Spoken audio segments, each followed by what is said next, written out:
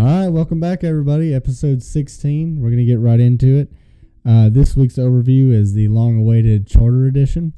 So we'll get deep and heavy into that one. We're going to recap the Coke 600, whatever that was, and talk about who stood out. We'll get into Drop the Green Bets. Not looking great, but it's looked worse, I think. And then we'll do some gateway predictions, close with stupid questions. As always, my name's Austin. My name's Spencer. Let's drop the green.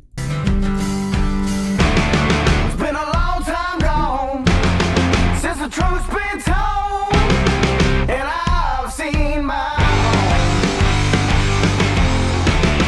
head cut us low. Come on, save my soul with a bar guitar and a honky-tonk crowd. All right, welcome back. So, episode 16. Let's just get right into it. As always, we'll dedicate this episode to somebody. So, Spencer, who is your episode 16 going to be? My episode 16 goes out to a man who actually didn't even start racing stock cars until midway through his career, and that would be my boy AJ Allmendinger. The Dinger. The Dinger. The Ringer. Dinger the Ringer. Yeah, yeah. No, he's a California boy.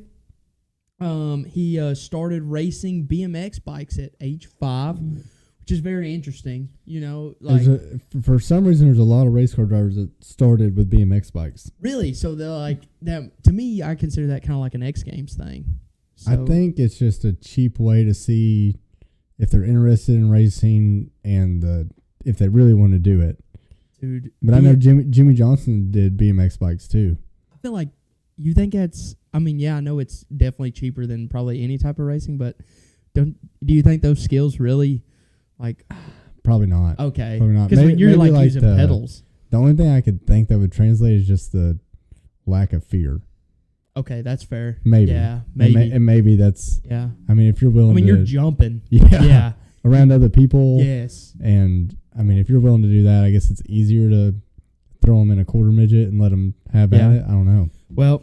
Goes right in. So he did that at 5, and then he started racing quarter midgets by 8. So had some success at that. And then from there he won 2 Grand Nationals in the International Kart Federation. So he won basically IndyCar. So long story short, there was a split. Okay. And we had 2 open wheel series in America. Okay. And it was like a big ordeal. Okay. So he won 2 IKFs. International Kart Federation.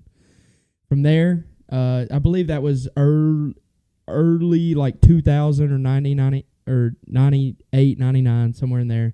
And then he signed at 01. He signed for Formula Dodge National Championship, so more open wheel stuff. Mm-hmm. And then that led into the Barber Dodge Pro Series in 02, which he won that series straight up. And then in 03, he signed with Rue Sports and won the Champ Car Atlantic Championship. That season, he won 9 poles and 7 races. So, nice. He was killing it. Still open wheel stuff. That year, he also won Rookie of the Year in that series. So, he did that for a couple more years. And then we finally get to where... we like to watch, and that's 06. He ran in the Craftsman Truck Series. Okay. For Bill Davis Racing at New Hampshire is where he made his debut. Didn't finish great, but he finished. And then that's all that matters. Run all the laps, right? Yeah. And then 07, 08, again, just still wild to see it. Red Bull and Dodge. Yep. He signed with them, and that's. To me, that's not that long ago. 07. But it is. It is. Yeah, I know, but God, I'm old. We're getting up there. So he ran that for 2 years. And then in 08 to 2011, he ran with Richard Petty in the 43 for a while. And I believe that's when he got his first win, was in that car at the Glen. That was with JTG. JTG, yep, okay. In the 47. So my bad. Yep, okay.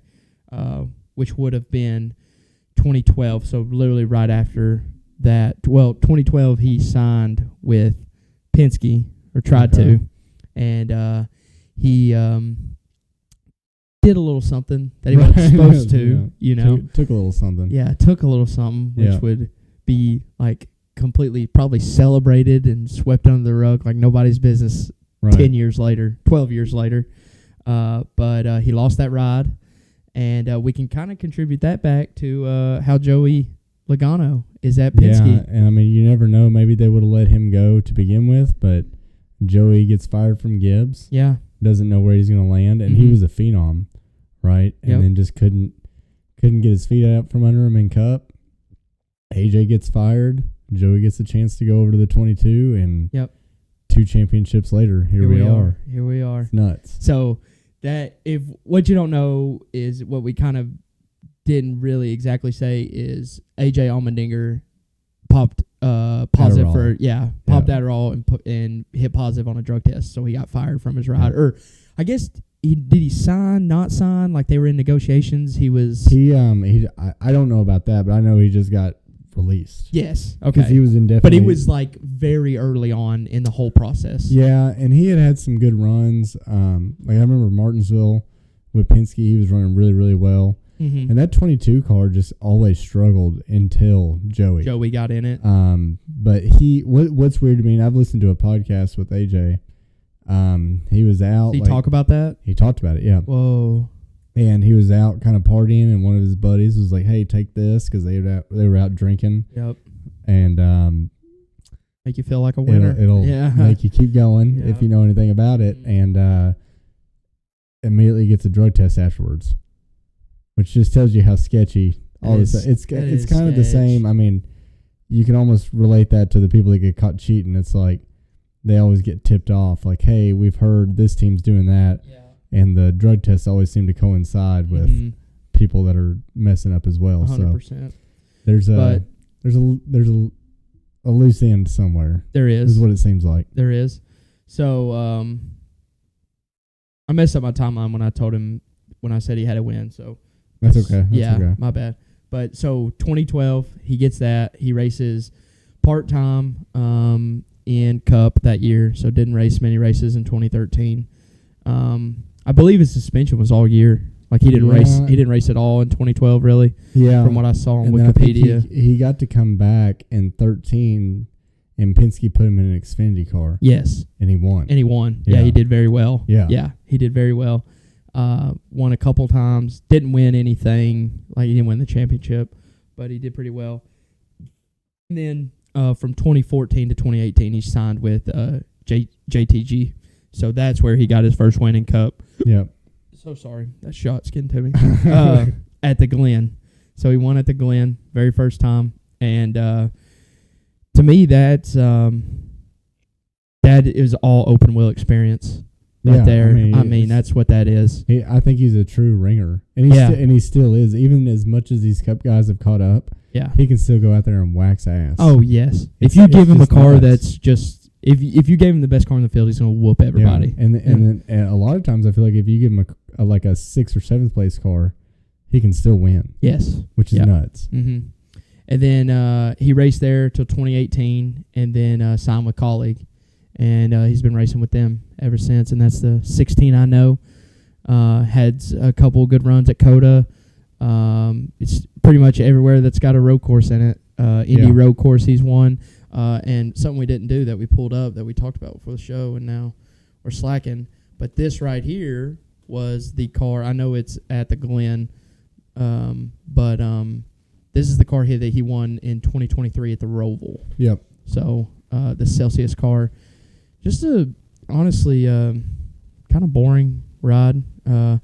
Shout out to my boy Joe Rogan with the AG1 sponsor right here. I tell you what I don't like, just a nitpick. Yeah. I think, and we've talked about this before. I hate when I don't know a good way to explain this.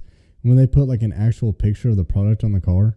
Yeah. I hate that. Yeah. I don't know why, but it's so goofy to me. Like there's not a lot of things that need the actual product on the car. Like we know what they are. Right. You know? Well, I mean, we also have Celsius right here. Yes. So why do we need a can of Celsius? I don't know. But all in all, I mean, that was still when the next gen car was pretty new. And he gets it done. So shout out to him.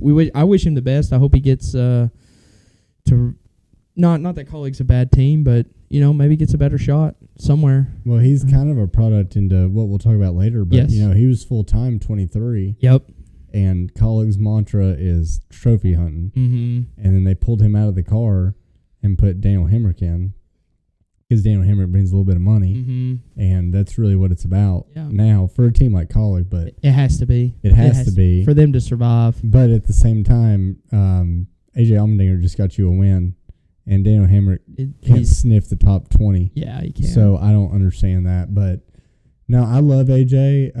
Super cool. He seems like such a good dude. It's such a cool dude, and like when he wins, dude, he's so excited. Yeah. 20 and another thing, as much of it as he's a road course ringer, you look at his Xfinity results. Mm-hmm. I mean, he's had several chances to win the Xfinity Championship. Yes. Yeah, he just can't put it there. In a car that isn't capable of that. No. But he's got a lot of oval wins too. Yeah. And I'd have to look back. I think he's got about 17 Xfinity wins.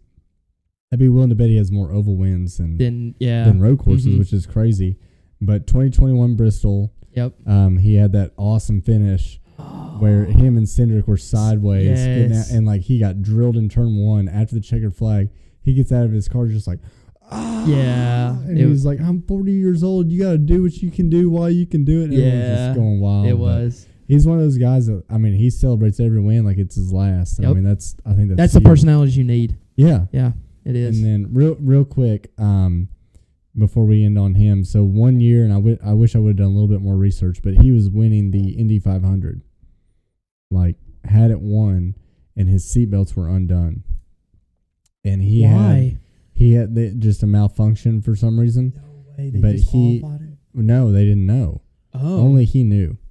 And so he was riding around there winning the Indy 500, and he just had this internal conflict of like, because IndyCar, dude. I mean, if you're not buckled up in an IndyCar, this is before they had the like bubble. Okay. They were wide open. Okay. They're like an F1 car. Yeah, like an F1 car, even without the halo. I mean, all they had was like a little roll bar behind them. And so his seatbelts are undone, and he finally made the decision to come down pit road, which I don't blame him one bit. I really don't, because, I mean, it's tough. That's your life. That's your life, and it's not like you don't want to wreck anything without a seatbelt. But a stock car, you're like, okay, maybe you stay in the car, but like an Indy car, you're gone. You're flying out of the car. Yeah. You have no chance. Yeah. No chance at all.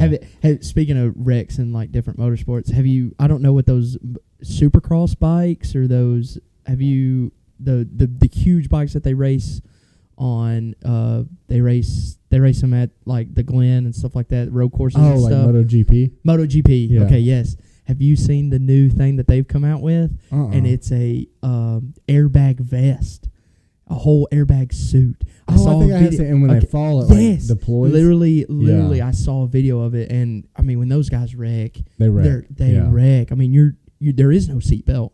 Yeah. You're launching unless you hold on to the bike, but you literally see the dude have it. He loses it on a turn, and he falls off from his bike, and he's probably only like a foot off the ground, but he's probably going 300. I mean, he's going quick, stupid fast. Yeah. And you see his whole body blow up into a bubble, and even like his legs and stuff, and he just like he hits his knees, but he ended up like walking away from it. Wow. Yeah. So yeah. I don't know. I thought that was kind of cool. AJ did not have that. No, he didn't. No. But yeah, he's super good in everything he's done. Mm-hmm. And I hope he just continues to do really good. I mean, Colleague's kind of on the downfall, but he is. If it wasn't for AJ, Colleague wouldn't be where they are. No, he's kind of their team leader in a way. Mm-hmm. But yeah, well, good one. I'm gonna pick another good one as well. Let's go. We'll move on right through it. I'm gonna do Greg Biffle. Okay. So when I think of the 16, kind of my era, I think of Greg Biffle. So the Biff, I'm gonna put him up here. That's the one I think of, and that's at Texas. The we were talking earlier. I was probably at this race. A Ford Taurus. Yeah. Look at that. Yeah, nothing screams performance like a Ford Taurus. Love a good sedan. Yeah, absolutely. Yeah, love a good 2-door rear-wheel drive Taurus that they never made. But Greg Biffle, also known as the Biff. The Biff. Doesn't get any cooler than that. No. Back when nicknames were a thing. A thing, yeah. So bring back nicknames. We should. I've got a few for some guys, but I don't know. We'll make that a segment one day. Yeah. We'll Martin Kleenex Jr. Always whining. Yeah. All my nicknames are bad, so but Recky Spinhouse. Yeah. Anyway, so he was born December 23rd, 1969. Ooh. So he's getting on up there. He's from Washington, the state of Washington. So such a weird place to weird race. place, but Casey Kane too. Yeah. So he grew up running short tracks, not dirt, just short tracks in the Pacific Northwest, and ran what was called, it was like a Winston West Series type thing. He ran a few races in that. And Benny Parsons, if you know that name, used to be a commentator, suggested to Jack Roush to hire this guy. And this is the 90s, and that's all it took, right? Jack Roush just called him. So Jack Roush called him, puts him in a truck in 98. So doesn't win any races in 98 in the truck, but finishes really well. 99 gets 9 wins. Whoa. Nine wins. And then in 2000, so in the new millennium here, he gets 5 wins. Not as good, but he goes ahead and wins the championship. Let's go. So Jack's like, we'll go ahead and move you up. So 2001, he goes to Xfinity, wins the championship in 2002. Oh my God. So truck champion and Xfinity champion. Now keep in mind, we don't have anybody that's a truck, Xfinity, or a Cup champion. There's nobody that's done that. No. Spoiler alert, Greg didn't do it yet. Oh, no. But he came close. So 2003, Jack's like, I think it's time for you to go to the Cup Series. Yeah, obviously. Yeah. He ends up winning the summer Daytona race. Okay. So rookie year wins a race, which now, and we said this before, rookies do not win now. Not really. But back then it was like, if you were going to be worth a damn, you won as a rookie. Yeah. And he was a perfect example of that. So goes ahead and wins there. In 2005, he wins 6 races.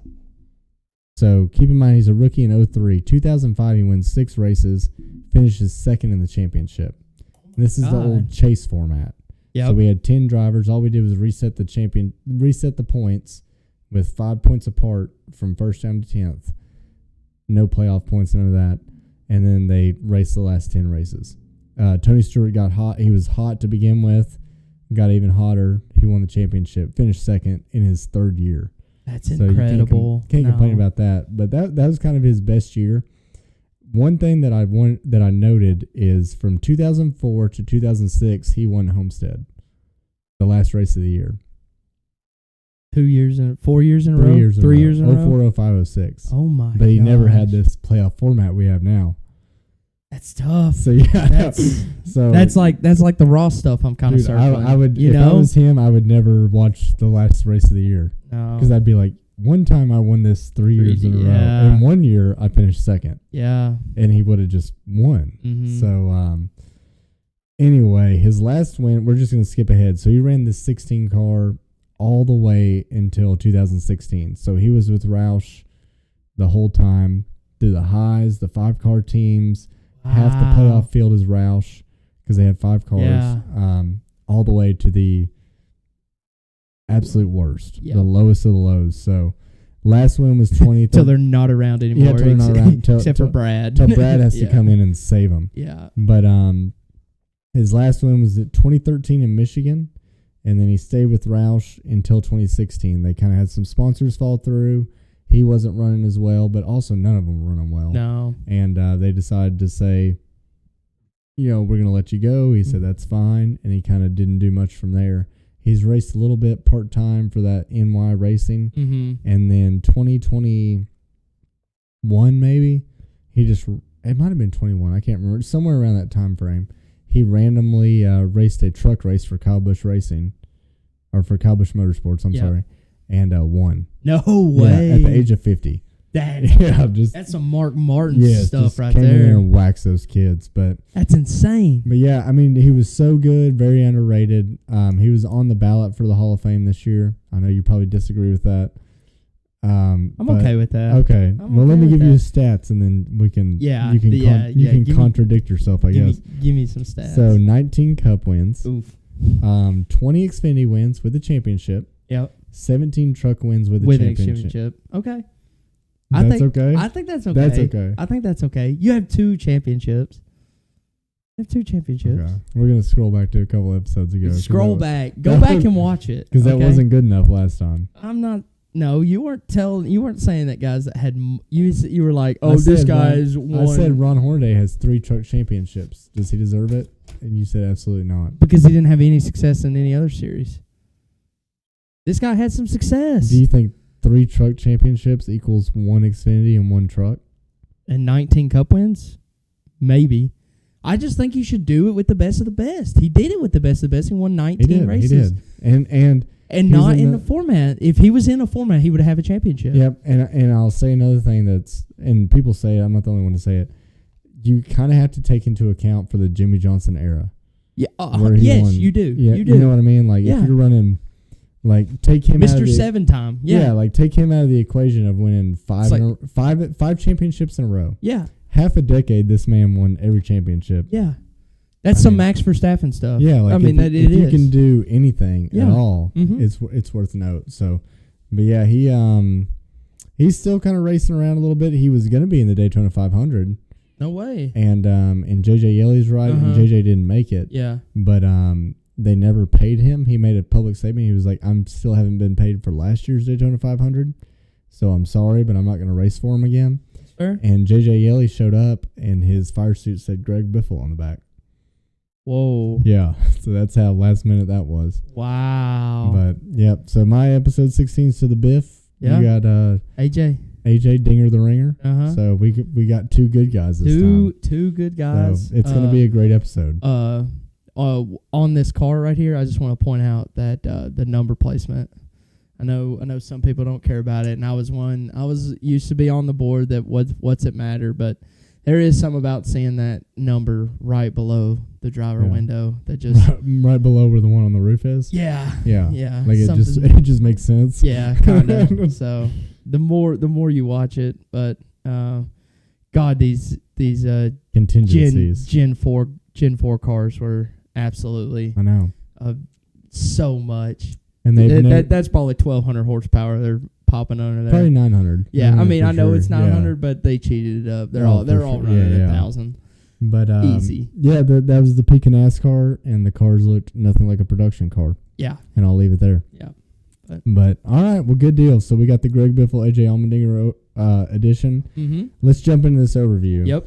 Long awaited. This might be a little bit of a long one. This one goes out to Noah. Noah wanted this, and we're going to give Noah what he wants. Yes, sir. So, long-time listener, Noah. Long-time listener. That's right. Good supporter of the podcast. So we're Who is Noah? Noah. He's my old coworker from New Holland. Yeah. Good guy. Got me the Wilkesboro tickets. Yeah. We had a big old time. Mm-hmm. So I want to start out by saying we're going to get into the charters. So you probably know a little bit something about the charters if you're listening to this. First and foremost, NASCAR is owned by one group. Right? Yep. That is the France family. Yep. So that is different than any other sport. Mm-hmm. There's no unions. There's no unions. There's no owners of teams that also have an equity. That's how it is. Yep. That's how it's always been. It's probably how it'll always be until they finally get far enough down that bloodline that somebody doesn't care, and then make it public or whatever they do soon. Yeah. I mean, it's and not to, but to compare it to other sports, I mean, the NFL has the Players Association, so does the NBA. They all have some type of thing where they have the league, and then they have the Players Union that pretty much meet on terms every single 3 to 5 years, whatever it is. I mean, hockey even has one. That's why that's another thing of why you've always seen these what's the word? Strikes. Yeah. Strikes for these different places, but you never see it here. Yeah, because they can't. No, they can't. And so NASCAR's kind of, you can probably take Greg off. That's okay. Yeah, sorry. So NASCAR kind of dipped their toe into that model. So in 2016, they announced they want to do charters. Okay. So they take kind of a inventory of who's showing up, who's committed, who's not just starting parking, who's not just showing up for the fun of it or just trying to make $1, if you even can. And they decide on 36 charters. Okay. And so they just give you, if you're Hendrick Motorsports, you got 4 cars, you've been showing up since the 80s. okay, You didn't pay for them. you didn't They pay a gave 'em- dime. Whoa. You didn't pay a dime. Yeah, you didn't pay a dime. So you are now grandfathered in, and teams wanted this. They said we need something to give us value, right? Because you look at a team like Junior Johnson and Associates, right? And we know the history there and how good they were. Yes. Well, when he finally couldn't keep up with the business model of NASCAR, he had to sell out and sell all that equipment for pennies on the dollar. Yeah. He had no value because he had no spot in the sport. Yes. Because before it was top 35 in points are locked in, and that was based off last year's results on your car number. So we talked about Jason Leffler on episode 11. That was a new number. So they were not guaranteed anything. Yeah. Joe Gibbs racing. They had to perform. They had to make the race, and Jason Leffler didn't, right? And that's what ended that, snowball effect. We got Denny Hamlin now, but Joe Gibbs Racing, who had all this investment in the sport and everything, even he couldn't start a new team and be guaranteed a spot at the table. It's crazy. Right? And that's just the way It's it was. crazy to think about now. It's crazy to think about now because now we're so used to it, but that's the way it was. And if you said, I don't like that, well, once again, it's NASCAR. We do what we want, and you're going to put up with it. You're SOL. So teams agree to this. They come out with this charter agreement. You get 36 charters. They hand them out, and they write a charter agreement that lasts until 2024. Right? This is back in 2016. Everyone's like, oh, whatever. Well, now we're here, right? Huge. Now we're talking about it. It's getting big. So I've got some notes wrote down, so I'll try not to stumble over them, but the and I love my handwriting.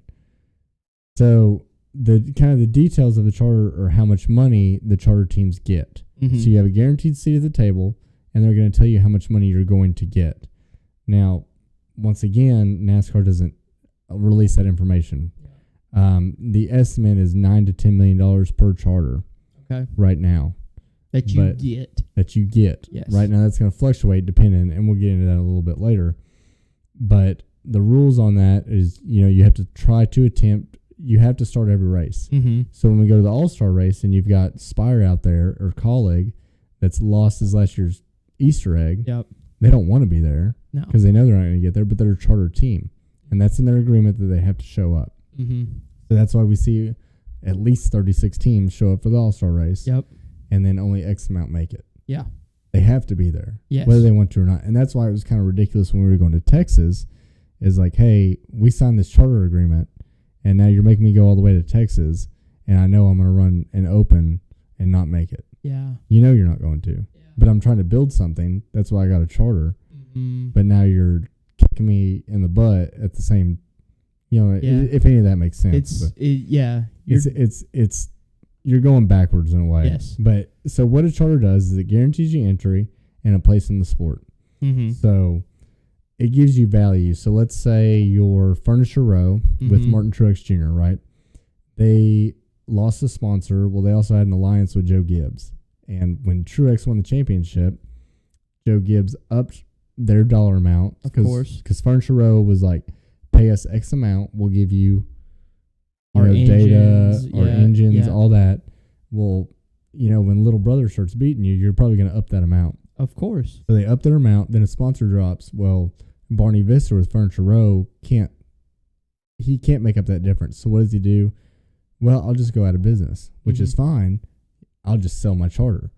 Whereas before, you would have sold these cars that are obsolete now, or your tools or whatever. None of that's. Everyone knows you're trying to sell it, so you're not going to get a premium price. Well, now you're selling your spot in the sport, it's huge. Which is huge, and also that charter, the amount of money you get paid off of it is based off the previous 3 seasons. Yes. So if you buy that charter, which Spire did, they were continuing to get paid off a championship season for 2 more years. That's so good. You know what I mean? Yeah. So they're getting that. Probably above $10 million per because he won the championship. Right. Or even if they're getting, 7 or 8. Still it's it's an investment, right? They're trying to make this. Do we know how much they paid for his charter? So Furniture Row wasn't given an original charter, but they bought theirs from BK Racing, who went bankrupt for $2 million. Wow. 2.08.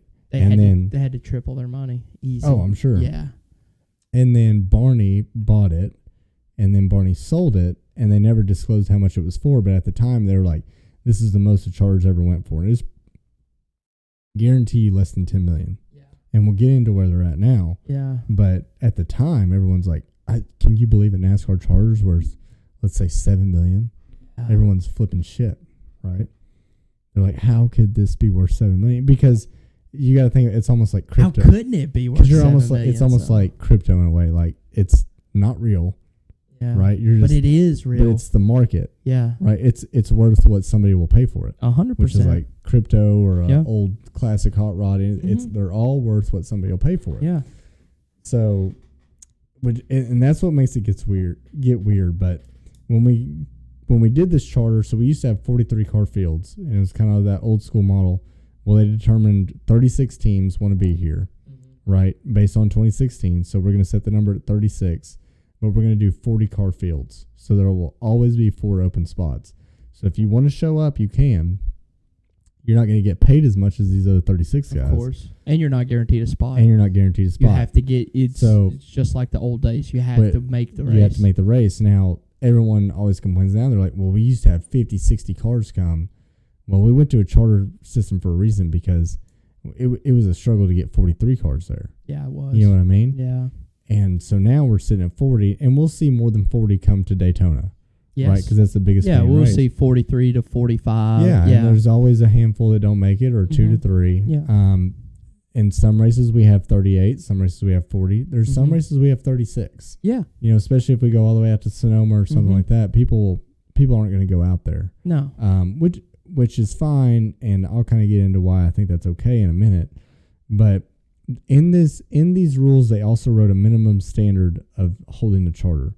So if your team finishes in the bottom 3 of owner standings, very important owner standings. So think of Rick Ware, who puts multiple people in their car. Yeah.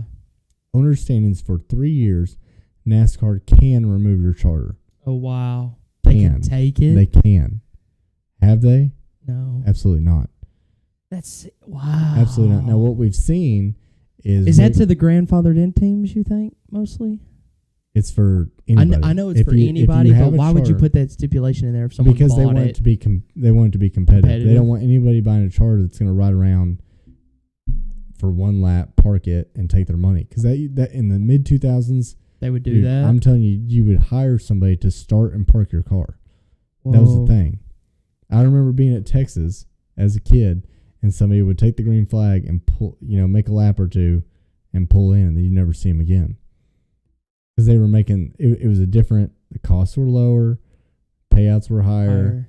Payouts are probably what they are now, right? Yeah. But we're talking 20 years ago. Whoa! So you had a bunch of starting parkers, which is not competitive, right? No. This is racing. If half the field did that, that'd be horrible. You have nothing to see, right? So that no one's had their charter removed. Rick Ware Racing has kind of been that person that everyone looks at, and it seems like every time they're in that position, they end up selling a charter. Yeah. Now, whether that's encouraged by NASCAR or whether that's something they make the decision to do, we're not sure. So, like I said originally, these charters didn't cost anything when they were originally given out. So NASCAR pays out the teams based off the 3 years' performance, like I said, and then the estimated cost of that payout is $8 to $9 million. The operating cost is around $10 million, just to get your car there, right? So we're already in the hole. Yes. So that's where we're asking sponsorship to make up the difference. Mm-hmm. That's when you're pulling guys like Daniel Hemrick instead of AJ Allmendinger to make up that $2 million just to get sustainable enough to build up a place to where you can hire people to eventually be competitive, right? Yeah. So, current charter negotiations are going on right now. So, is that kind of give you an overview of what charters are while they're there? Do you have any questions in the meantime? No. Okay. I don't. None that were. So hopefully that's a good enough explanation to kind of see where we're at now. Yes. So now we've hit that 2024. And I've said this before, when 2311 came in, they had a bunch of people that came from the NBA. Yeah. Right? And they see the model of NASCAR and they're like, this makes no freaking sense. Yeah. Like, why are you bowing down to this family? Michael Jordan. He's probably like, what are we doing? He's like, what are we doing? Yeah. Like, I've been an owner in other sports and it doesn't work like this at all. No. So basically NASCAR is paying their money out to themselves, right? They've still got to make money. Yes. The tracks and the teams. Mm-hmm. 2 of those 3 people are making money. Yeah. And it ain't the people that are the reason we're here, right? The teams aren't making money. Mm-mm. So 2311's kind of been the disruptor. You've heard Denny be the same way. And Denny probably has had this mindset to begin with, and it's no coincidence that he partners up with people that have that same mind frame. So the teams are asking for more money in this charter negotiation. That's what's taken so long. Now, they don't have anything to stand on because, once again, you can't unionize. Yeah. You don't have anything. The only thing they can do is not show up. Yeah. Well, if they don't show up, They could just yank their charter. well, no, there's nothing in there that says that.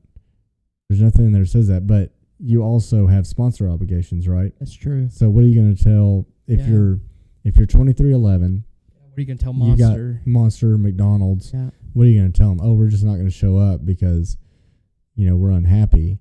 You can't go. That'll make them unhappy real quick. Yeah, and you can't go race anywhere else, right? Because Yeah. there's not another sanctioning body that's, No. unless the only way that could happen, and it's not going to happen, but they have combed through this negotiation that says there's nothing saying we can't take our cars and race in another series.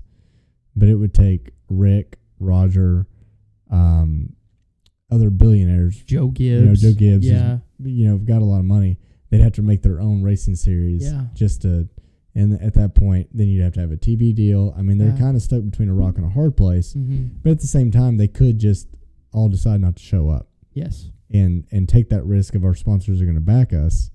We're not going to get to that point, but it's been threatened, right? Mhm. And I mean, there's a reason they've had lawyers say, here's the loophole, and threaten it. The only thing NASCAR can do is that, or the teams can do is that, or when we have these meetings between NASCAR and the teams to negotiate, they cannot show up to those, which has happened. Mm-hmm. Which documented, like there was a designated time, designated place. We're going to show up and negotiate charters, and the teams all got together and said, "Screw them! They won't listen to us. We just won't show up," and that's happened. Okay. So that's kind of where we're at now. So what you're getting at is we're trying to move to this. Drivers, owners are separate from NASCAR. That's what they are trying to do. I don't think they're trying to do that. I think what they want is their fair share. Okay. So there's the pie, right? We talk about the piece of the pie all the time. Yeah. And for people that don't know, the pie is 90% of it. The 90% of that pie is TV deal. Yeah. Yeah. 1.1 billion. Yeah. That's ungodly. Right. 1.1 billion. We're giving each team allegedly. There's no true numbers, but the estimates are 8 to 9 million per 36 charters, Yeah. right? And they've got 1.1 billion. Now they definitely have to pay themselves. They definitely have to pay the tracks. But dude, the tracks are making ungodly money. Yeah. And No Denny offense said to the that. tracks, they should be more loyal to the fans. That's how they should make their money. Personally, I think and I know it's tough, but you've set this place up, you've set these tracks up to want fans to come and watch your race there. So put on a good experience. Make it a good fan experience, and you won't need that much money from NASCAR because you'll be raking it in from there. Yeah. And I mean that, and there's a lot of we're old school. It's an old school sport, and these tracks are still living off those days where you could have a trough to piss in, Yeah. and You can't now. concrete seats and Yeah. metal bleachers, and people would still show up. You can't not And the way now- TV is now. No, you not can't. and now the way TV is, like you said, it's high definition. You Yes. used to go to the race because it looked like hammered dog shit on the TV, Mm-hmm. right? Yeah. Mm-hmm. And it used to not cost an arm and a leg to go. Yeah. But now that's where we're at. They were and, $50 probably. And I've said it, and I don't run Bristol Motor Speedway, and I don't, it's obviously more complicated than this. Yes. But I've always said, why don't you cut the ticket of Bristol in half and fill the place Yep. and get double the concessions, Mm-hmm. get double the money for parking, Yep. double the money to the town, which is why we do this, right? To Yeah. support our local markets. But obviously the numbers don't make sense on that, or they're stubborn. I don't know. And I'm sure they don't want to devalue what what a ticket is, but at the same time, do you want people to show up or not? Yeah. It is sad when you go to that spring race in Bristol and literally not even the whole, and when I say lower bowl, like literally the top 50 rows are not even completely and full. they also don't give you a reason, and that perfectly segues into what I'm talking about. They don't give you a reason to stay. I mean, my dad had his RV there, and I felt bad for him because we had really no practice, really no qualifying. We had an Xfinity race and a Cup race. And it's like, dang, I mean, he spent all this time and effort and money coming up here, and it's like there's nothing to see anymore. Yeah. So that goes into what NASCAR's, why we got to the next gen. It all goes hand in hand, right? Like everything stems off this charter negotiation. We went to next gen to lower costs for teams, right? Teams are like, that's great, lower our costs. Well, kind of the veil behind that is we're going to lower your costs so we can keep paying you the same amount of money. We keep making the same money. Tracks keep making the same money. We'll give you the same amount of money, and we're going to lower your costs. We're not going to give you more money. We're just going to less practice. Spec cars, they're allegedly cheaper that have not been. No. They haven't been. I mean, they'll tell you that right now. Yeah. And NASCAR's answer to that is, well, it's going to take 6 to 7 years to. Well, let's not kill the sport in the meantime. Yeah. You know what I mean? Not saying the racing's that bad, but. You know, when you go through a major change like that, there's always going to be bumps. Yeah, there's going to be bumps, but it's like, why would you make those decisions just to pay them less money? And now you've shifted the whole narrative of what we're all talking about week to week to this charter negotiation. Yeah. Right? It's not a good look to me. But basically, that's kind of where I'm at. Where, you know, SHR just announced that they're folding, which that's their decision. I don't think that's anything. There's a lot to that. You know, Ford didn't want to re-up from what I understand. I don't think Gene Haas is interested in it. But on their to give credit to charters, they can walk away, make money, right? Yep. And somebody who wants to be competitive can buy that spot in the sport. So we've never had more people in this sport that are trying to be competitive. Now, now we still have Hendrick and Gibbs dominating, right? But we have people that are here to win races. They're trying to win races, and I think the charter system has helped with that. Now we need to get the teams the money they deserve. Yes. You know, that's not really something we need to worry about until it impacts the overall sport. But I do like the charter system. I think it's important to have a guaranteed place in the sport. And I think it's important to have that system to where you're encouraging people to be competitive. Yes. We don't have starting parts. We don't have guys that are just there to say they're there. Everybody there is trying to win. Yeah. And off that, I think it's important to have it because of the sponsors. You know, the sponsors that are sponsored with a chartered car are guaranteed that their car will be showed on the TV. Yeah. At some point, in some shape or form, no matter if that's Cody Ware crashing on turn 2, they're going to show that. Yeah. You know? And like you said, it gives them, when these teams are going into these sponsors and pitching it, it's like, I can promise you we'll be there 38 times, you know, with the 2 non-points races. And, you know, a different time, obviously, but we talked about Bobby Labonte having to pick up FedEx in his car because Jason Leffler missed the race, and that was his sponsor, right? And, like, different time, the sport was so big, they probably were like, whatever, everybody's watching anyway. But now, I mean, these sponsor deals are... That would be a huge deal now. Yeah, I mean, these sponsor deals now, they probably are like, we're taking a gamble. They probably have somebody in VP of marketing that just likes racing to begin with. And that's what it's gone to. That's all it is. Because what, and I've kind of, I don't know if I've touched on this before, but what is in it for some of these? Now I don't know, and I'm not saying NASCAR's like dead, because it's not. But there's so many better ways to advertise now, and you see that for half the price. And you see that in every aspect. I mean, there's like, I'm sure it's been the billboard companies, right, are probably seeing a downfall, because you can send me an ad on my phone, and it's going to reach me a lot better than it is passing a billboard on the interstate. And that's the same thing. This used to be the best way to sponsor anything, right? Your Fortune 500 company, the best way you could get visibility was being on the hood right here. Yeah. It's not that way anymore, and that's not a NASCAR thing. That's not their fault. That's the world we live in. So that's where the teams are coming from. Give us more money. You obviously have it. We're the only ones not making money. Yeah. We'll still get sponsors, but we won't have to rely on sponsors as hard. We won't have to take Daniel Hemrick because he brings Poppy Bank. Yeah. We can make the sport even more competitive. Right. We can keep AJ Allmendinger in a car, who deserves to be. Right? Mm-hmm. We can kick out, who's some other people that are just paying it, Harrison Burton. Yes. Who it took him he's going to lose his ride this year. Mm-hmm. But it took 3 years. Yep. 3 years just because Matty D. I mean, we lost Matty D because of Harrison. Yeah, because of Harrison, because he came with a checkbook. Yep. And it's like, I want people to gain and lose their rides based on their talent. Yes. And to a certain extent, it's motorsports that's always going to be there a little bit, but it doesn't have to be as prominent. I mean, you look at Xfinity. That's what I was going to say. That's where it is. It's absolutely pay to play for that reason. Yeah. And all that's going to do is trickle up eventually. So. Did you have anything? No.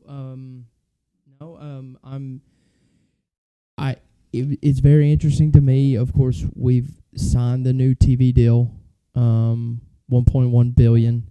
Now we're in the charters, and I hope these teams side with Denny. And I just say Denny because he's been the biggest voice in it. Yeah. So, but I hope they side with, hey, let's try to make a stand, because if not, it's going to be another 8 to 10 years before we can. Like, don't lock into anything. I don't want NASCAR to go on a strike, but if that's what it takes to make these teams want to be better, and because I think they want to be competitive, they know, like, we can see it. They're not doing it for fun. They want to win. They want to win, and so to me, the more that they can just bottleneck NASCAR into doing something to where they can get more like an NFL or an NBA type of look, I think it's going to be overall good for them. And it's, again, like when you're the Francis family and, oh my God, I'm making $500 million a year. What's $400 million a year? Yeah. I mean, those kids are set up. I mean, come on. Ben Kennedy, who's the grandson, or I guess he'd be the great just the great grandson at this point. I have to go back and look, but he was a racer a little bit just because he had the money. He won a truck race, but right now they're kind of putting him through every high level position. I mean, he's going to run that place one day. Yeah, that family's set up for life, and it's going to get to the point to where someone doesn't want to run that company anymore, and that's when it's potentially going to go public. I mean, and someone will buy it, right? I don't even think it has to be public. I just think that it's tough, but like, just put it up. Yes, public, but you just have to know that when you go into it, like, hey, we are doing this to make money, but at the same time, we want to bring a good product, and we want our customers. And to me, the customers are the owners. That's like for them. I know they want the fans and the public to come out to the races, but they have to make the owners happy. But they don't care. And so to me, if the owners are happier, they do a better job of engaging your fans, because that's who you're cheering for. We're not there cheering on the Francis family. No. We're there to cheer on Kevin Harvick. We're there to cheer on Denny Hamlin. We're there to cheer on all of our favorite drivers that we love to see. And if they're freed up to literally be able to do more sponsor stuff, or just to, have that time, and they're happier when they come to the track and they're not mad at NASCAR for doing some dumb shit, then that's going to make the whole thing better. That's the way I see it. Yeah, anyway. No, I agree. I mean, it's like we're talking about now. The narrative this year has been this charter agreement. Yeah. And it's like we've had some great races. Yeah. We've got a lot of controversy. And we're one charter agreement away. Just make the owners happy. Yes. And I don't think anybody's in here saying like we want to make millions and millions of dollars from being an owner. You're not an owner unless you love racing. No. But you shouldn't have to lose money to be an owner. If that makes sense. So I think that's where we're at. The charter agreement, they've said they've kind of come to terms. There's been conflicting reports of that. I think about a month or two ago, NASCAR came out and said negotiations are going great. And Yeah. Denny's like, I don't know why the hell he's saying that because they're going terrible. Yeah. But they've said they're going to come with an agreement in June. It's obviously not going to be everything the teams want, and it's not going to be everything NASCAR wants. You have to meet That's in the middle. good. Yes. So as long as it's more for the teams, now we're never going to get to the point, and we've touched on this before too. You know, even if they gave them everything the owners wanted, I think we're never going to get to the point to where we see, you know, like one sponsor. Yeah. Because teams aren't going to suddenly. We've already cracked we've opened Pandora's box of we can get multiple sponsors, just make the car look different. Money, money, money, money. Yeah. I think that's fine though. Like I don't see. You think there should be one sponsor? Well, not one sponsor. I think there should be one identity. Okay. So let's imagine, we'll take Larson's car. Okay. So he has an identity. He's the he only has an one identity, with, right? With the But only let's one with the say identity. let's say he runs Hendrick cars, and then next week he runs Valvoline. Okay. So if I was NASCAR, and I think there's been a little bit of talks about this. It's probably more speculation than anything, but let's say he runs Hendrick cars one week, and then next week he runs Valvoline. Mm-hmm. This scheme, as far as the blue, the red, the white, you know, maybe not even the colors, but the overall scheme has to stay the same. Wow. So you have an identity. Yeah. And I think identity is very, very important. It is. That's why Throwback Weekend is so cool, because we immediately know who that is, right? I can't tell you what Ross ran last week. No. Because his car changes every week. It does. Absolutely. And I mean, I can't tell you what, I guess that's Nashville. That was the Nashville car. That Nashville? Yeah. Okay. But like he's ran this car maybe a handful of times. I don't even know. The only other time I remember really seeing it was at the Worldwide Technology, and I think they're the sponsor. They're another like sponsor of that race. Okay. Yeah, I which think. makes sense. Yeah. Yeah. Because I think it's literally called the Worldwide Technologies. Yeah. Yeah. I think that's like a sub company of them, Okay. Worldwide Express. I gotcha. I think. Yeah. Don't quote me I on have that. no idea. Yeah, but I think that's the only other time I've seen him run that. But I think you have to have some kind of identity, because we have nothing to. It's no coincidence that our biggest stars have the most consistent paint schemes either. Yeah. Because you got to imagine the casual fan. You need to be able to pick that out. Yes. I mean, that's how I picked a driver. The last thing I want to say on this charters, because I know we've ran a little long, they are writing something in there in the charter agreement that's going to cap teams at 3 cars. Ooh. But they're going to grandfather in existing Joe, 4-car teams. Now we had 3 4-car teams. One's gone. One's gone. So now you've got Hendrick and Joe Gibbs who are already dominating, right? We're going to grandfather them in, and we're going to cap everybody else at 3. I think that's ridiculous. So, and this isn't going to happen, but it's almost like those 2 teams, you gave them charters for free. Yeah. I would tell them you have to be 3 by X date, right? Yes. Give them a couple years. Yeah. You know, you don't have to sweep the rug out from under them, but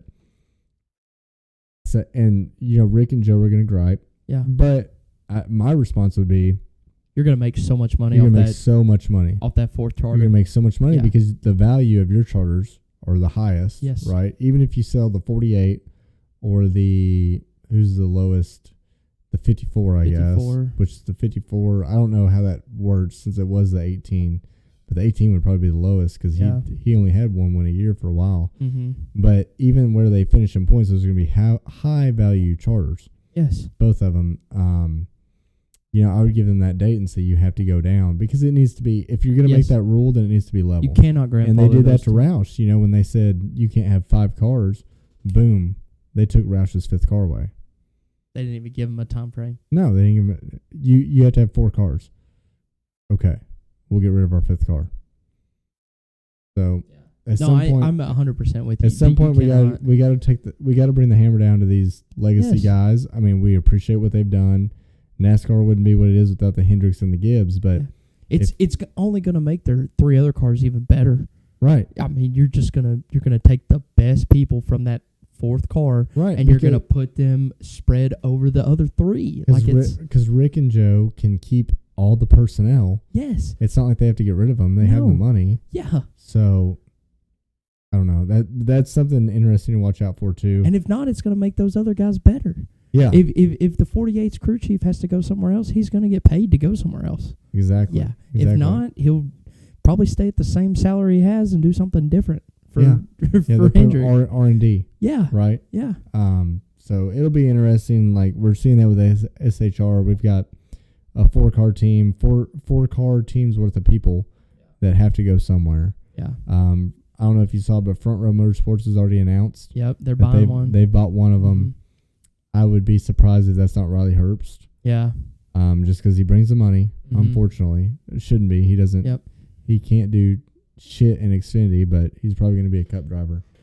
There's some rumblings about Junior. Okay. So what you talked about before? It might come true, which that was. There's nothing official, but there's some rumblings. So maybe I'll look like a genius, but Maybe so. we'll see. But that's all I got on charge. Hopefully, Yeah. that the covers it all. The one thing while we're talking about it in SHR, I want to talk about what you sent me. Okay. Dude. Well, so I don't know. While you're pulling that up, I don't know if you listen to Kevin's podcast, Yeah. but I he did. more or less said, He couldn't like, believe it. but he more or less said like that 4 team was keeping that place together. Oh yeah, which you But- could but- kind of see that. Yeah, but for him to say that, yeah, that is that's a big deal. insane. Yeah. To me, that's insane. So, SHR started in 2014, right? No, that's No, when Kevin started. when 2009. 2009. Okay, so Yeah. he got there in 2014. Yeah, won championship his first year. Yeah. So, Kevin, I'm going to give you SHR stats. This is what you sent me. Yeah. SHR from 2014 to 2024, 10 years, they won 13 races, 108 top fives, 297 top fives. I would assume that's meant to be top tens. It's top fives. Probably, yeah. So 297 top tens, and they led 4,902 laps. SHR. Okay. Except for Kevin. Except for Kevin. So you take out Kevin's car for that 10 years. That's what they led. So you add in Kevin's car, just Kevin's car, 13 wins. Kevin had 37 wins. 37. That right there is unreal. Unreal, Yeah. dude. Unreal. Okay, so 37 wins, 151 top fives, so 30 more, 40 more top fives, 235 top tens. So they got them on top tens. They had 297 in that. But this stat's unreal. So SHR had 5,000. Kevin's car led 11,632 laps. Yeah, it was Kevin Harvick. Kevin Harvick Racing, really. Yes. That was unreal. And we knew, like, I could tell, like, from the first season I really started watching that, hey, this car he's just better than them. But even then, I mean, I guess then Clint was racing in the 14. And he had some wins. Yeah, he had a handful. Eric Amendola was in the 10 at that time, and he had One win. Yeah. And then Kurt Busch was in the 41. Kurt Busch, and he had a Daytona 500 win and a few other wins. But nobody was lighting it on fire like Kevin. And ain't that crazy? And what's so funny is if you really think about it, and we only have 2 other teams that were 4-car teams to look at that. And I wish we would have known, like, what the stats were for one of those drivers like that. And I guarantee none of them are that lopsided. For the last 10 years, I saw this stat. Stewart Haas race, or from their inception, which would have been 2009. Mm-hmm. You take stats from then till now. They were a top 3 team in almost every category. Oh my gosh!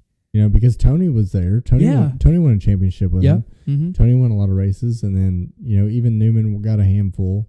But then between Tony and Kevin, I mean, that they put that place on their backs. Yeah. And I think that just shows how much of an influence Kevin had, because you weren't gonna slack off and be on Kevin's team. No. He had Rodney Childers, and Rodney Childers had that same mind frame. Same way. This is the culture we built. Whether that leaks over to the other cars in the shop, they didn't care. No. This is the culture we built, and this is what we're going to do on the 4 team. Yeah. And when that 4 team was gone, And I mean, sad. it was It's going down. sad. It was going down before then, right? But it just Yeah. shows you. I think you look at how bad they are now. You know, even last year, I think they were worse. But that just shows you how much that 4 team was going above and beyond. Kevin still made the playoffs. Yeah, still made the I playoffs. Yeah, mean, it's Pointed crazy. his way in. Yes, he hadn't had to do that in a while. No, in Yeah. 2022, he Yeah. won 2 races back Yeah. to back. I mean, Mhm. somehow, some way, Somehow. they will will it into Yeah. existence. Yeah, and they had been bad that year. Yeah. Both that whole year when he won it back to back. I remember sitting there going, we don't know if a Stewart Haas car is going to win. Yeah. And then Kevin Thank back God. to back. Yeah, like they kept their doors open for another season. You know, I think that's probably what kept it. But yeah, but you know, back to our charter conversation now, you know, they've lost interest or they just don't want to do it. They're not going to be key partners. They have something to ride out on. Now it's going to Spire bought BJ McLeod's charter for $40 million. We talked about Furniture Row buying one for $2 million, yeah. and then winning a championship. This one they had to get for 60. I think it devalued it. Really? Yeah, because you have 4 on the market all at one time. Yeah. The reason Spire bought theirs for $40 million is that TV deal was still in negotiation. We didn't And, you know what they were it's gonna like the stock market, right? It's going to go up and down. I'm not saying they're selling for $2 million. No. But you know, you might still, they might went down to $20 million, but $20 million still $20 million. Yeah, that's a lot That's of a money. lot of money, That is. right? Now Spire bought that one from Furniture Row for probably less than 10. So when they spend 40 on one, you know, in their minds they're probably averaging that. Yeah. So it's not near. We bought 2 charters for $20 million. Yeah, I'll take one. Yes, sir. But There's a trash can under you now. oh, look at that. But all right, well, we can go on that forever, but hopefully that kind of explains what charters are. yeah. I think they're good, just in principle, but I think we have to get to where these teams are happy with them as well. And I think teams were happy with them until the 23-11 deal happened, and we got more people in there to kind of show them the light in a way. But I think the principle of them is good. We need to have a guaranteed seat at the table. It makes us more like other professional sports. 100%. But we're still riding that line of being owned by a private family, but we're dipping our toe in the water of how everything else works. Yeah. No, I think that was really good. You did a great job explaining it. Okay, So well, I kudos to appreciate you, it. man. But Hope you enjoyed it, Noah. Yeah, that's for Noah. I think that was a good suggestion by him. I could hardly read my handwriting, but we got through it. So let's just recap the Coke 600. I'm sorry, the Coke 373.5. God. Was it a good race? No. What's your rating? 4.7. I'd probably be there. I'd probably be like 4 or 5. And I Yeah. mean, people will say, well, the racing we had was good. And I agree with that. But like, when I think of the race, I account for everything. And Yes. we didn't, We barely made it halfway. I hate to sound entitled, but I was promised the Coke 600. And I didn't get it. Yep. So, and it was Christmas Motorsports. We talked about it. And I think if it's a crown jewel of F1, it's a crown jewel of Indy, it's a crown jewel of NASCAR. Yeah. So you tell me NASCAR. Yep. That's what you tell me, right? You get a Mhm. ring for winning it. I think you should finish it at all costs. Only race that didn't go the distance.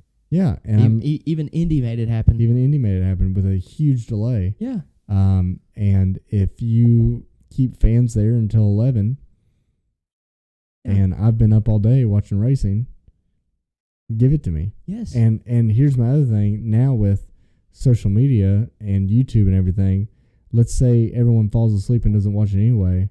Isn't it better to give them a product to come back to yes. than to cancel it altogether? Yes. And secondly, it's not like we're in California asking you to stay out till 3 a.m. All these guys are going to sleep in their bed that night. Yeah. And I'm not blaming it on the teams. I'm not saying they didn't want to do it. I legitimately, this is my personal opinion, I think this was a Fox call. Yeah. You said that. I really do. Which is sad anyway. I don't think the TV should have that much control. But they have control on everything. We They wouldn't do. have playoffs. We wouldn't have Bristol Dirt. We wouldn't have any of that Yeah. BS if it wasn't for TV. Yeah, but I'm the same boat as you. The only people that it made it tough on was the East Coast people. Like and And TV that's wise your anyway. diehards. That's your Yes, diehards. They'll that's be your up. dudes are going to stay up anyway. Yeah. The California people, they're going to tune in because it's the only thing on. Yeah. 60 Minutes ain't even on And for they them talk yet. about how big of a market LA is. Yeah, come on. Ridiculous. It's 4 o'clock in the afternoon over there. They have, if they want to get up and watch a race, it's starting at 10 a.m. for them. Yeah. Probably even earlier. You know, it's like, don't give me this that we can't. And like you said, the worst part of it was the fact that they go and say these things like, hey, we're going to get this in. We're going to get this in. We're going to get this in. And then they don't get it in. Like, they just shun it all away. Like, it literally, it couldn't have happened at a worse time because 110% they would have got it in if they weren't halfway. Yeah. They would have. Yeah. They would have got it in. And 40 laps, 97 laps over.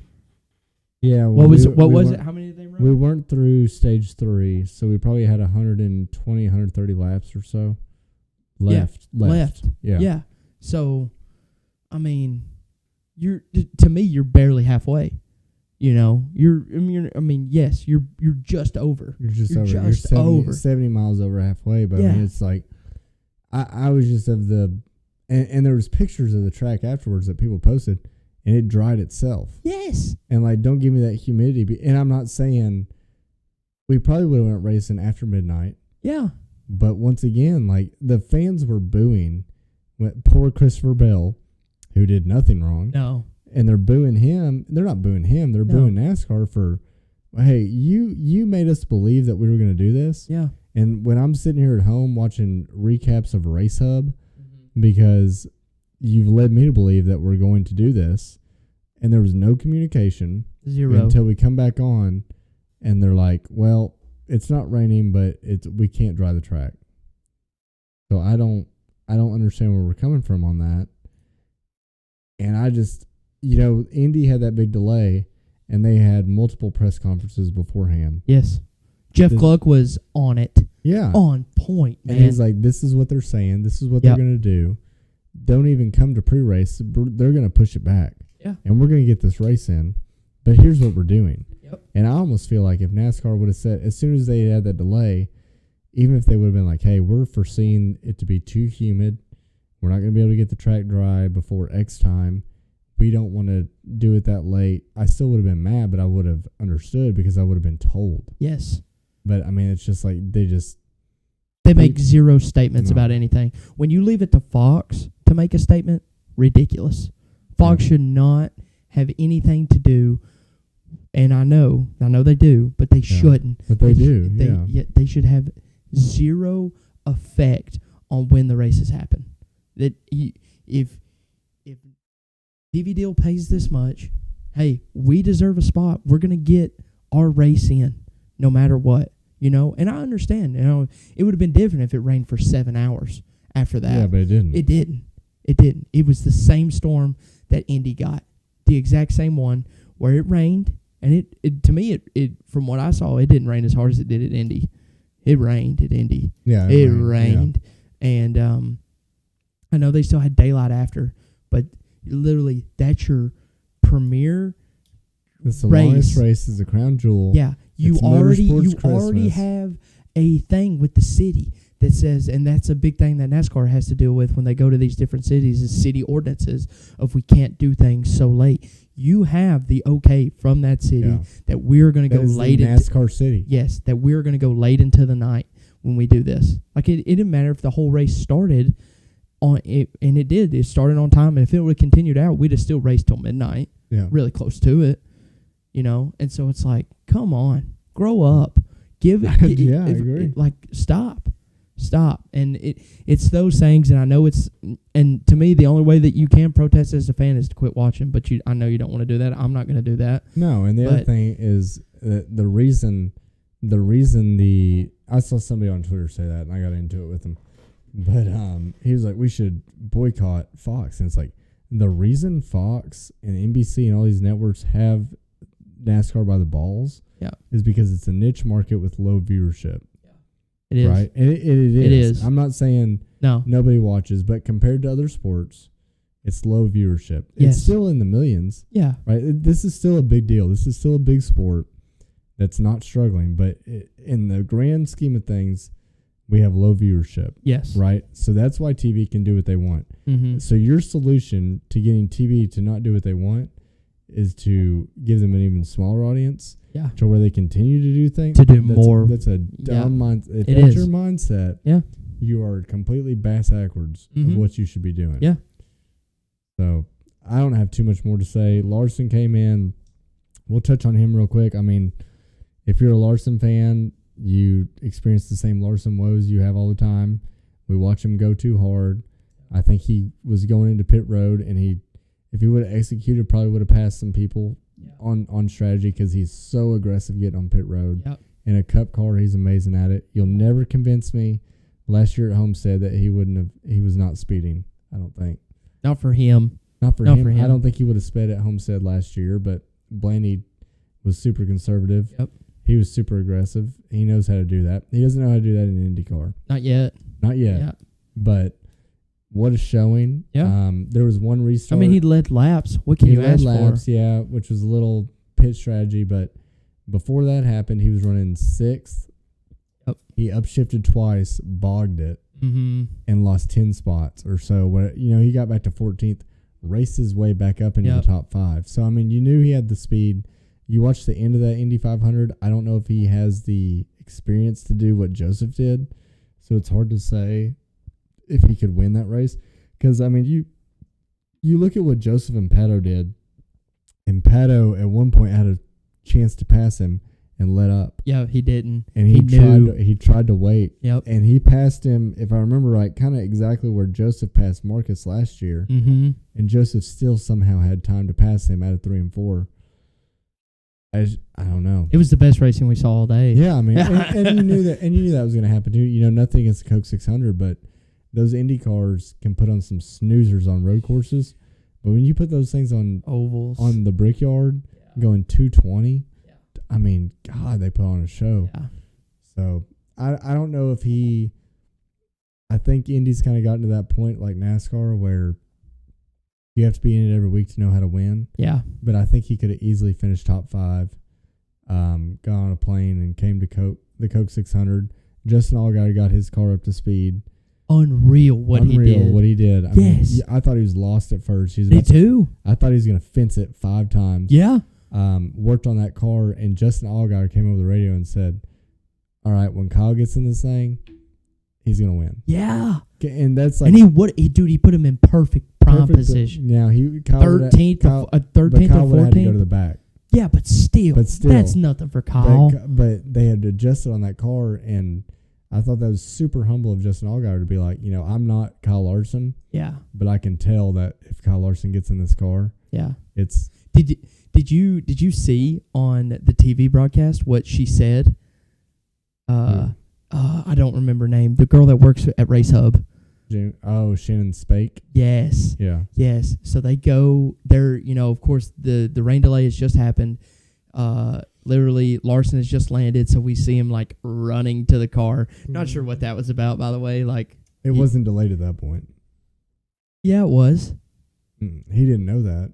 Oh, he didn't know that, but it was they had all already come down pit road. But they showed his helicopter landing, and that's when the yellow came out. Okay, yeah, but so it had no way you can't tell me that someone had not told him that the race had been delayed. Man. Okay, dude. Well, he runs like he's making an entrance. Okay. Okay. Yeah. Yeah. Kyle Larson always a flair for the dramatic. He is. Oh my God, yeah. Dude, get yeah. out of here. Yeah. He is. So he runs up there, and anyway, it was nothing that they did. It was what she said. So they go to the delay, and they're talking about Larson getting into the car, and she was like, since they're under caution, he's not going to have to go to the back.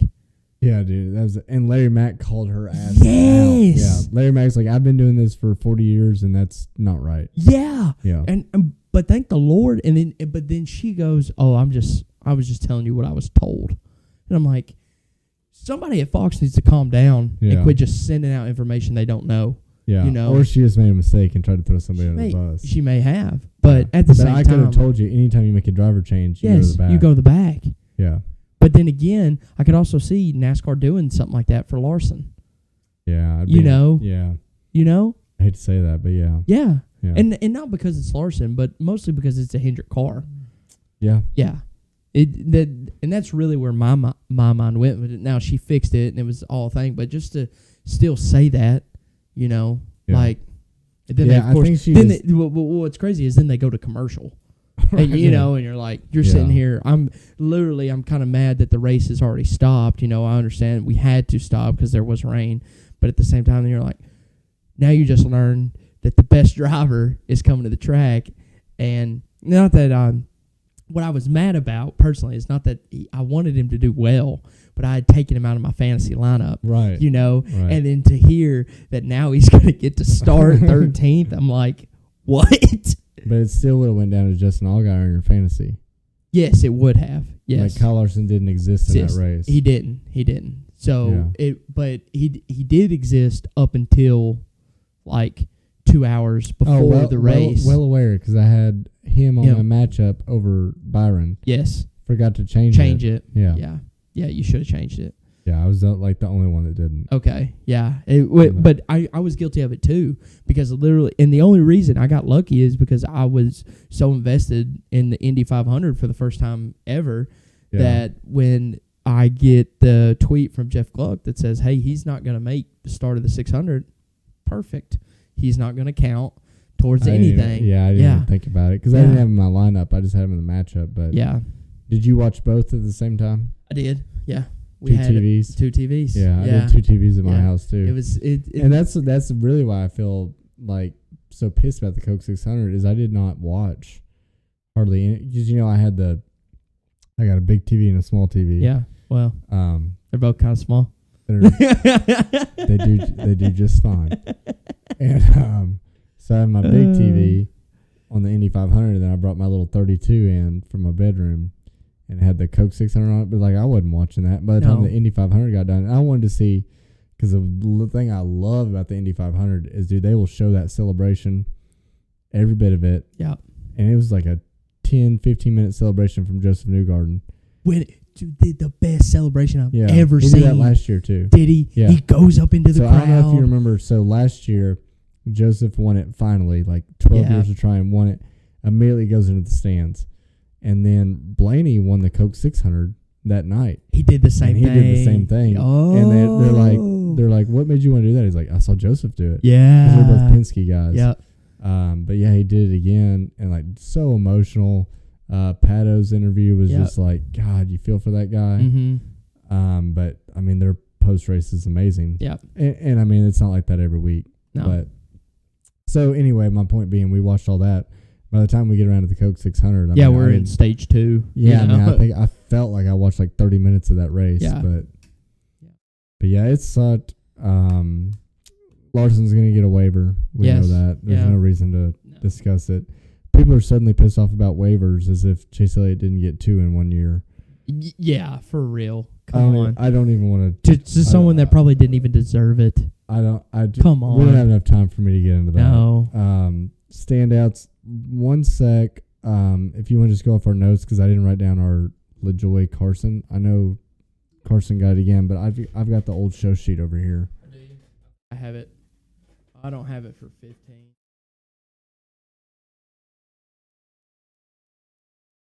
Hold on. What episode are we on? We're on 16. So that means there's been 15 races, but 1 didn't count. Was it? Last race didn't count. So there's 14.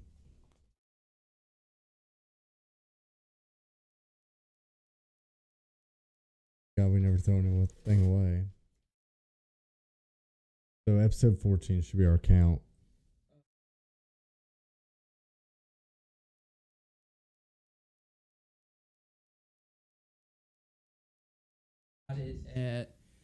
So it should be 9-5, right? Because Carson got him.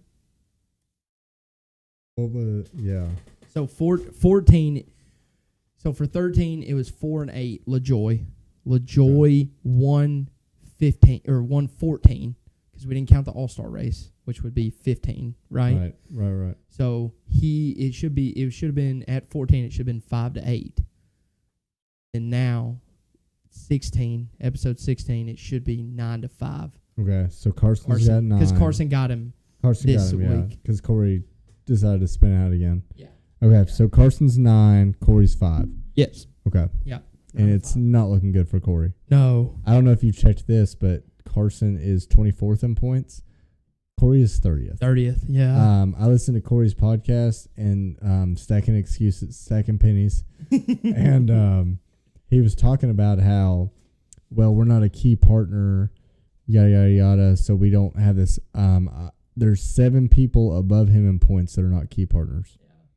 Come on. So quit your bitching is what I have to say. We'll end it there. So Bell, I put Bell starts early just because I always feel like he comes on towards the end of the year. Mm-hmm. So I feel like it's kind of dangerous. I mean, he had all those weeks of crashing, not his fault at all. But in this format, it doesn't matter. It doesn't. Now he's got 2 wins. Yeah.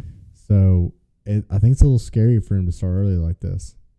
It is. And again, no offense to him. I know he was a fast car. I don't know if he would have won.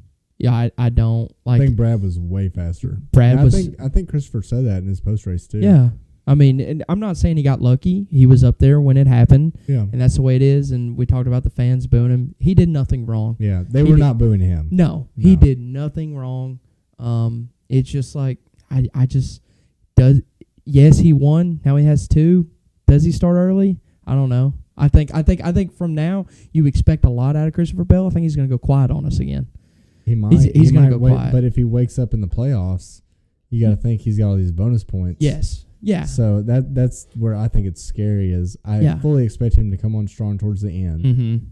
Yeah. But he's never came into it with this big bank in his back pocket. So it's interesting. I think Christopher Bell's amazing. I think he's had some terrible luck. Yeah. So we'll see where that goes.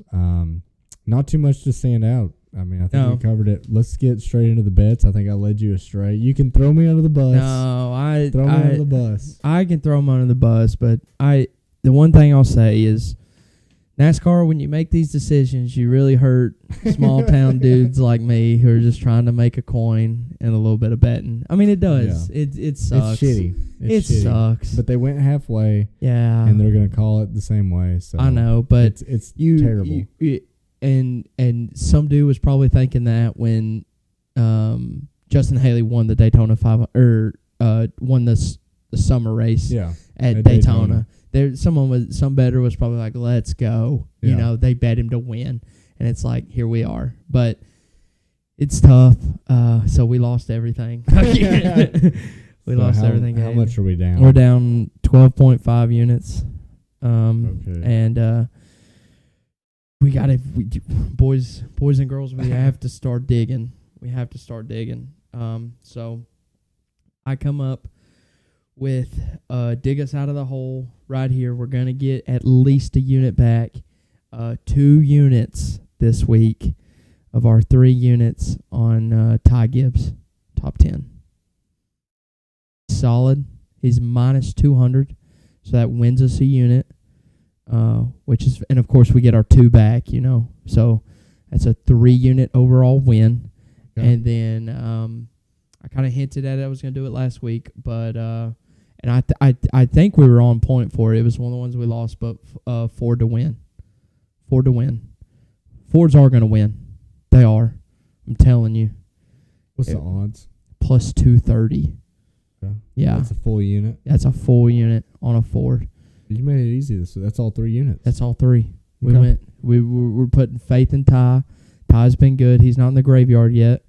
Ross is in the graveyard, and I was thinking I was watching the 600, Seabell should be in the graveyard, but I hadn't put him there yet, and here he is winning. So, whatever, dude. But he's making a case to not be in there. Yeah, he's trying, but every time I bet on him, he's 30th. Wrecks out. Have you bet on Ty before? Yes, I bet him on in the Open, and he won. Okay. Yeah. Yeah, dude, he's alive and well. What are you talking about? No, he is. Yeah. I'm not. I have full confidence in Ty. Okay. I'm. We might ride Ty all the way. If we have to ride Ty, I'll ride him. I'll ride. Clipped. Yeah.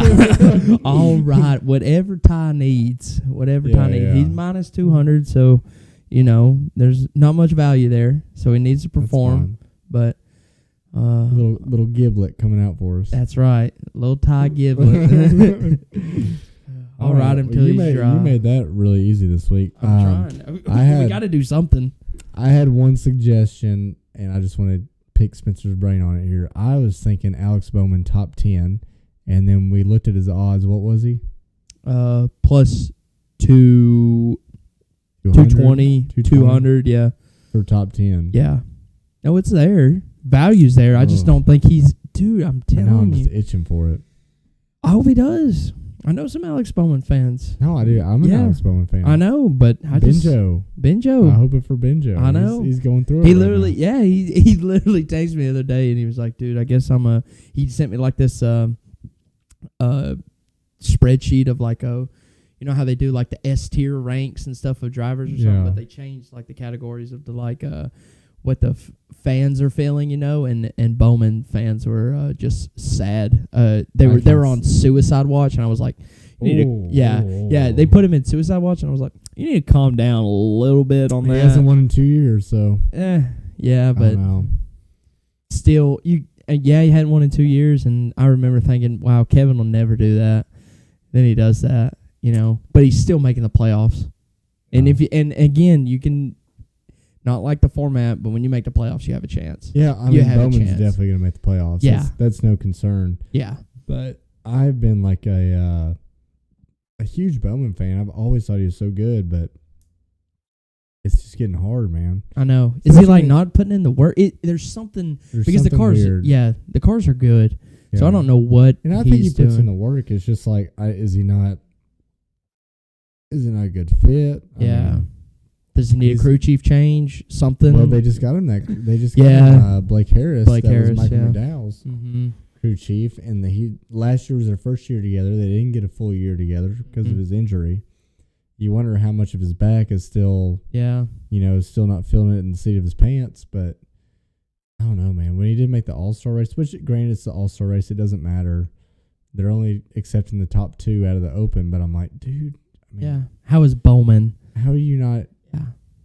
He's the only Hendrick car knock to make the All-Star race. But you look at that and you're like, well, Ty transferred, makes sense. Yeah. Bubba transferred, makes sense. It's like somebody had to not make it. So it's like, I don't want to put too much weight into it. And if we're being honest, like, imagine if, and I still think Chase Elliott's win at Texas was a fluke. Oh, no, I have a bet with Colby that he won't win another race this year. So, to me, you swap those wins right there, I definitely see a world where Chase is not making the All-Star race. Exactly. Easy. Easy. Yeah, because I think the Ty and Bubba were so good. Yeah.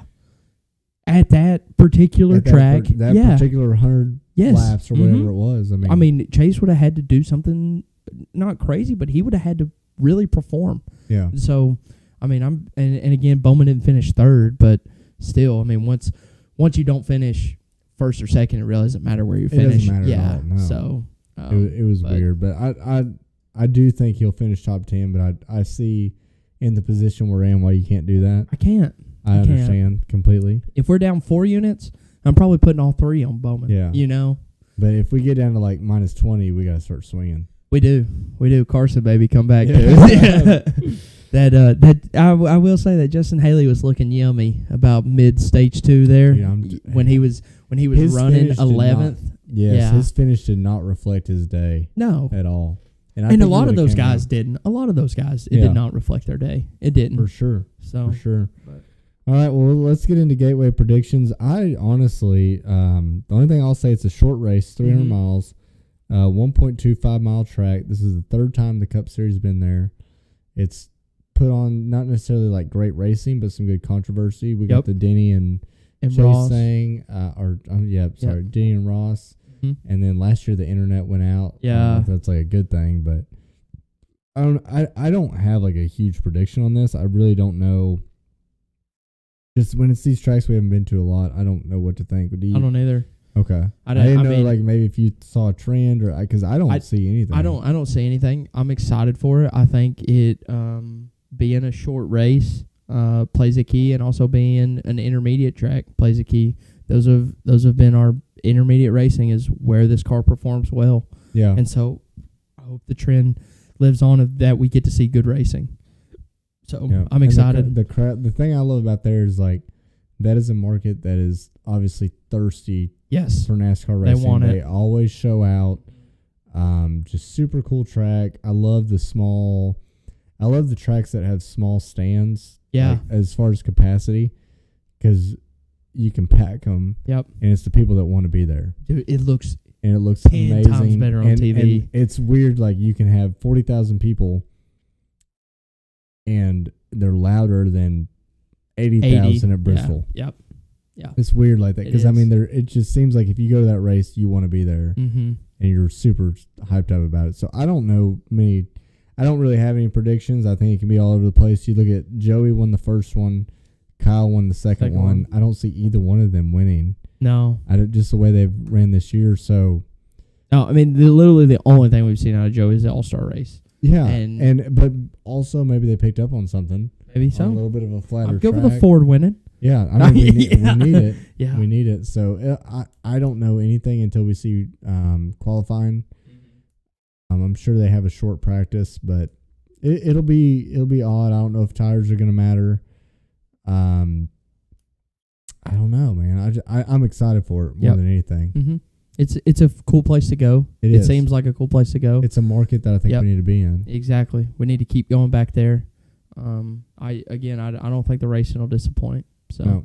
it hasn't disappointed. I haven't walked away from that race and watching it and been like, we don't need to see that again. Yeah, I haven't. and even if it is, it's short. Yeah, it's So over like that. It's really compact. I think there's a place in the schedule, especially when we come off what was supposed to be a 600-mile race. Yeah, I think there's a place in the schedule for a little short race. I'm But- with you. All right, let's close out. Did you have a stupid question this week? I did not. Did you? Do you have another I one had for one me? we can touch on real quick. Okay. So, the Camaro is going away, Yes. the production car. Yep. So Chevy doesn't know.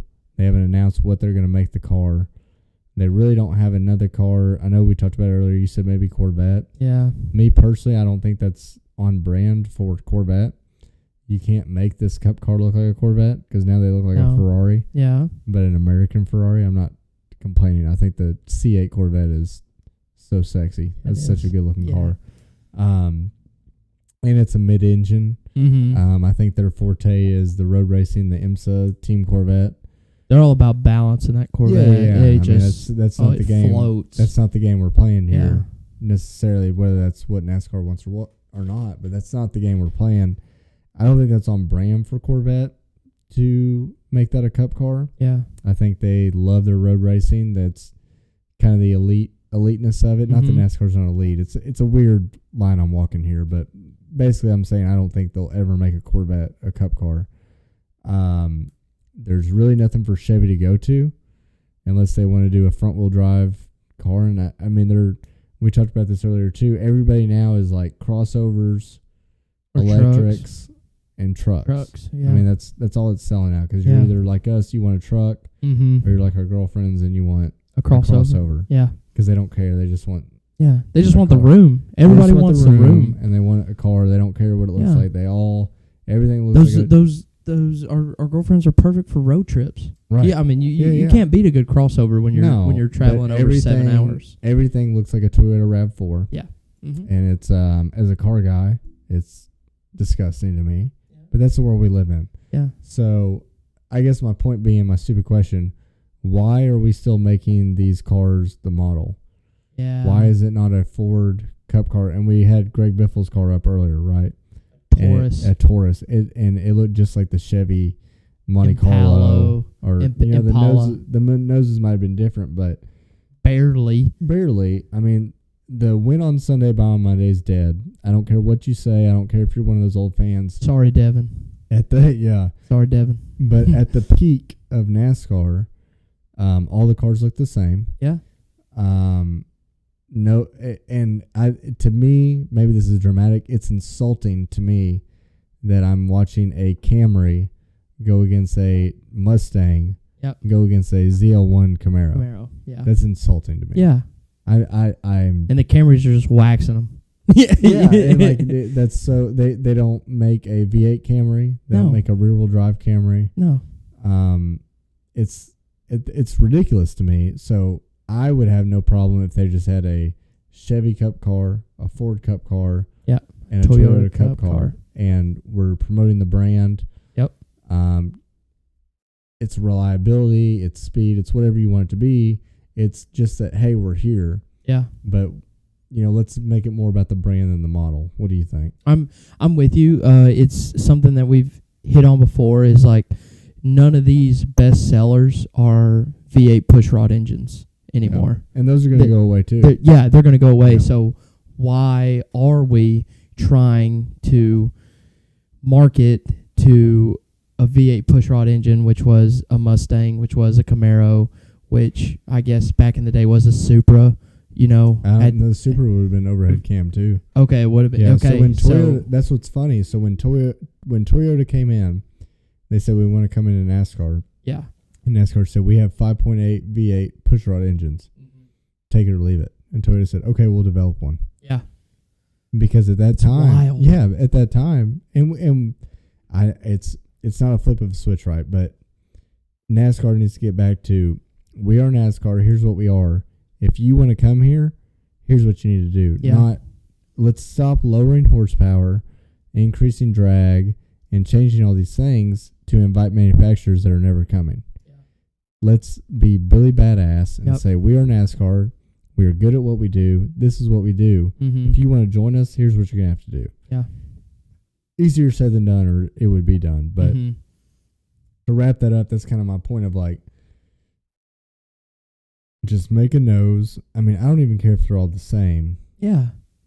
But they're all going to have different badges on them. Yeah. They're all and different engine. The only thing that's different is the engine anyway. We can't see that, you know? And what's funny is all these people are like, NASCAR it's not good racing, yada, yada, yada. And those are the same people that are like, dirt racing's the best. NASCAR isn't stock car racing. It's like, every 410 sprint car looks the same. Yes. Every dirt late model looks the same. Yeah. Why are we the only ones that don't look the same? And I mean, obviously IMSA with the GT cars, those are production cars. I think that's where that belongs. Yeah. We're not that sport. We haven't been that sport in 30, 40 years. I mean, we don't need to be production cars anymore. It's not what we are. We're a racing Yes. series. Build a race car. Build a race car, and if Chevy wants to have their name on it, that's Yes. great. And I think that you're still building the brand of that manufacturer 100%. because they're winning, Yes. or they're competitive, or they're Yes. even there. Yes. So I don't know. I mean, I've been thinking about it because I'm like, what is Chevy going to do? They're allowed to keep the Camaro nameplate even a couple years after the Camaro goes away. They'll probably do that because they have no idea what they're doing. No. You hear them say, like, some people are like, oh, well, Cadillac will come in. I don't think that's on brand for Cadillac either. No. They're a I think luxury vehicle. They're a luxury Yeah. vehicle. And I'm not saying, once again, I'm not trying to say we're like hillbillies or whatever, but I mean, it's raw contact racing. Yeah. That's not Cadillac. No. I mean, Cadillac's very big in IMSA. Cadillac's an Escalade. Right. That's what But I picture when I see a Cadillac. But they have prototype IMSA cars too Yeah. with hybrid technology. I mean, I think that's more their forte. So GM's not going to leave NASCAR. No. I don't know what they're going to do as far as what they're going to call this car, but that's where I'm just like, why are we Call it a Chevrolet. call it a Chevy? Call it- yes. It's a Chevy Cup car. It's a Chevy Cup car. I mean, Be the first one to do it, so it forces these other manufacturers to do it. I mean, Don't be the last of the game, because I could see, because what are the Fords still running? They're running the Mustang. yeah. But come on, we know the Mustangs is a electric car now. yeah, You know, yeah. It's silly. It's silly. So be the first ones to do something that is right. You know, Yeah. whoever. I know this will never meet a GM CEO anywhere, but if you do see this, just build a Chevy Cup car, a Chevy race car. I think it's that easy. Yes. And I think we're accomplishing the same goal. We're still hanging our hat on Chevy. I've got a cool shirt that Chevy gave out at a NASCAR race. It's like Chevy 40 Manufacturer Championship. Yeah. It says nothing about Camaro, Monte Carlo, or anything. I got my girlfriend when we started to buy Trackhouse gear, it says Chevy Racing on it. Yeah. That's all you dude, need. It has the bow tie. It's black. It's literally sleek. I wish I'd have got myself one. Yeah. That's how good it looks. And But that's your brand, that's right? your brand. You're like, hey, we are with the bow tie family. We don't have to put Camaro on it. We don't have to put Silverado on it. It's just a Chevy. We know how good it is. That's loyal. It's a cup car. Chevy cup car. Yeah. We just solved NASCAR's problems. Yeah, I think that's it. Just listen to Yeah. Drop the Green. We actually Yes. solved all your problems in one Yes, episode. we did. Yes, we did. So, all right. Well, I think we've gone long enough. Yeah, that actually wasn't bad. That was a good episode. Yeah. Hopefully we cleared out everything on charters. Recapped the Coke 373.5. Yeah. And I'm looking forward to Gateway. So where you Let's do it. watching? So I'll be coming back from a wedding, so I'm probably I'll be worn out, tired. I'm gonna try to leave early. It's in Memphis, so leave early Sunday morning, get back for the race. So probably just my house, if we're being honest. I think you're going to the same wedding. I will so. be at the same wedding. Yeah, so it'll be a long 6-hour drive back to Knox Vegas on that day. I might but be listening to MRN, so Yeah, it might be the most exciting race I've watched all year. yeah, dude. That's another topic. Yeah, for that another is. day. And he led one of the best overviews that we've ever had here, and I'm hoping to lead the second best, and that's talking about how horrible the freaking TV is, dude. I hate it, but anyway, but that's another topic. But yeah, so doing some traveling, so hopefully I'll make it back in time. We're gonna try to leave early. We have to be out of the Airbnb pretty quick that morning, so Okay. I'm gonna get everybody up and rolling. I gotta check out of my hotel at like 10. So Yeah. But even then, I think the race is at 2:30, so it'll be close. It'll be might close. have it on my dash. Yeah. Yeah. But either way, well, all right, Spencer. I appreciate everything. Yeah, man. Thanks for producing. It was as awesome. always, and we'll see y'all for episode Yes, sir. 17. Thank y'all. See you. Guitar playing through the night, it felt pretty good, yeah, I'm feeling alright. Good as one for the price of two.